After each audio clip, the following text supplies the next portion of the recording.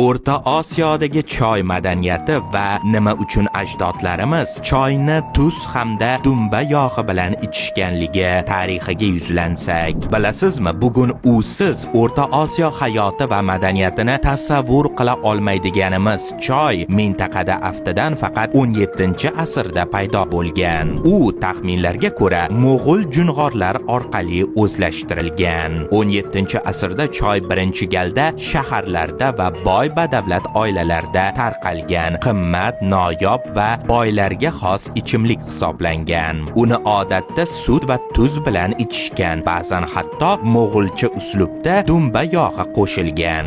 Oddiy xalq esa ayniqsa qishloqlarda va chekka hududlarda turli o'tlarni qaynatib ichgan. Faqat 17-asr oxiridan va 19-asr mobaynida choy ommaviy, arzon va topish oson ichimlikka aylanadi. Ko'p jihatdan Xitoy bilan, keyinroq esa Hindiston bilan global va kolonial savdoning rivojlanishi tufayli shu vaqtda mintaqada samovar paydo bo'ladi va choy ichishning bugungi odatiy shakli tarqaladi, ya'ni qo'shimchalarsiz ichish. Chunki sut qo'shish faqat ko'chmanchi qozoqlarda saqlanadi.